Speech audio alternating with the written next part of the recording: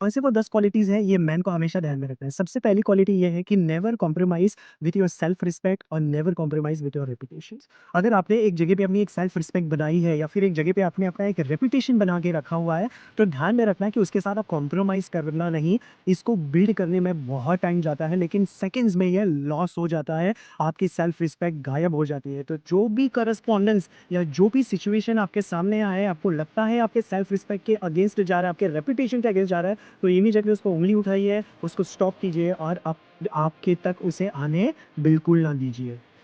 The next quality a man should always take care is कि you can control the wind. अगर आपके सामने तूफान आ रहा है, आपके सामने चैलेंज आ रहे हैं, आंधी आ रही है, बवंडर आ रहा है, तो आप उसको रोक नहीं सकते, यू कान कंट्रोल। बट आपके हाथ में है कि आप अपने नौका को उस स्ट्रॉम के हिसाब से एडजस्ट करके निकल जाए। तो ये बहुत बढ़िया क्वालिटी है। आप एक इंसान, एक मर्द के अंदर एक चीज़ होनी चाहिए, वो ये है कि always be ready to adjust your ship, adjust your boat rather than waiting for the perfect time. अगर आप परफेक्ट टाइम के लिए रुकोगे तो कोई भी टाइम परफेक्ट नहीं होता है। जब जिस समय आपके दिमाग पे जो बात आ गई, जो आइडियाज आ गया, भले ही कितने चैलेंजेस आपको लगे आपके सामने, आप अपनी नौका को ले जाइए, फेस कीजिए प्रॉब्लम को, स्ट्रेटेजीज बनाइए और निकल जाइए वहां से।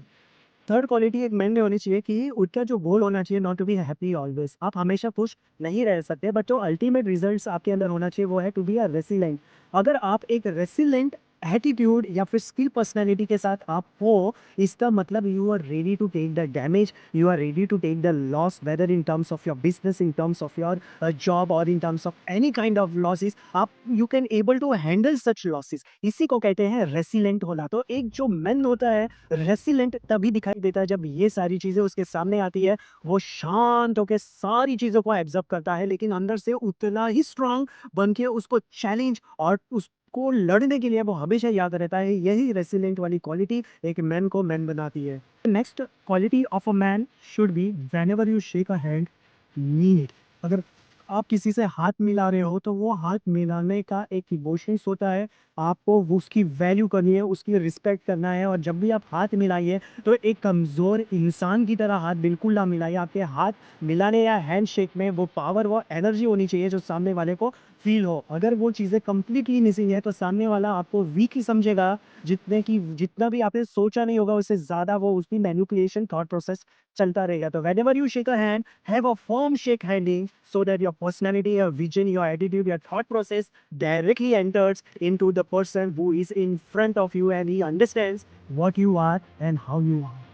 स्टार्टिंग में मैंने आपको बोला था be a person with a quality of reputation, be a person with a quality of respect. वो तब होता है कि आप जो बोलते हो वो आप कीजिए। अगर आप कुछ चीज़ों के लिए प्रॉमिस किए हो, कमिटमेंट दिए हो, तो उसको आप करके दिखाइए। ये सारी चीज़ें आपके रिस्पेक्ट या फिर आपकी रेपुटेशन में वो ज़रूर ऐड करेगा।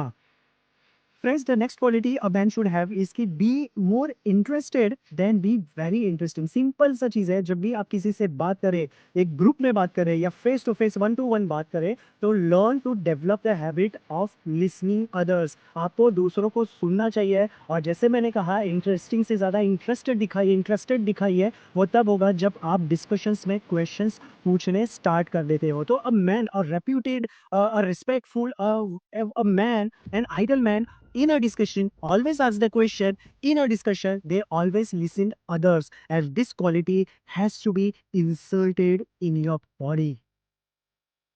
A man marries a family, just not a person। अगर आपकी शादी हुई है तो आप एक परिवार से जुड़े हुए व्यक्ति हो, ना कि एक सिंगल इंसान या व्यक्ति से। तो परिवार से जुड़ने का मतलब ये है कि आप अपनी वाइफ या आप अपनी वाइफ को लेके नहीं चल रहे हो, बल्कि आपके वाइफ के साथ साथ आपकी खुद के परिवार को आप लेके चल रहे हो, वाइफ के फैमिली को भी लेके चल रहे हो, और सबसे एक अच्छा रिश्ता बना के रखे हो, सबसे एक अच्छा बॉन्डिंग रिलेशंस बना के रखे हो। यही एक असली मर्द की पहचान होती है।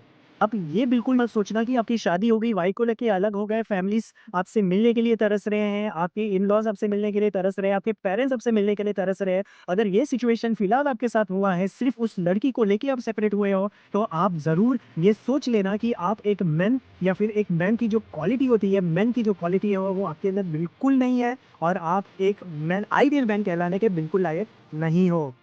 जो नेक्स्ट क्वालिटी है वो ये है कि थोड़ा-सा साइलेंस, शांति से बैठना, भी मैन की एक क्वालिटी होती है। ज़रूरी नहीं है कि हर चीज़ में आपको बोला जाए, ज़रूरी नहीं है हर डिस्कशन में आप अपने वर्ड्स को यूज़ करें, ये बिल्कुल ज़रूरी नहीं है। जहाँ आपको लगता है आपका साइलेंस, आपकी जो नॉन वर्बल कम्युनिकेशन है वो आंसर दे सकता है, तो उसका पूरा यूज़ कीजिए। Non verbal communication is nothing but to keep quiet, but in your quietness the people should get your answer.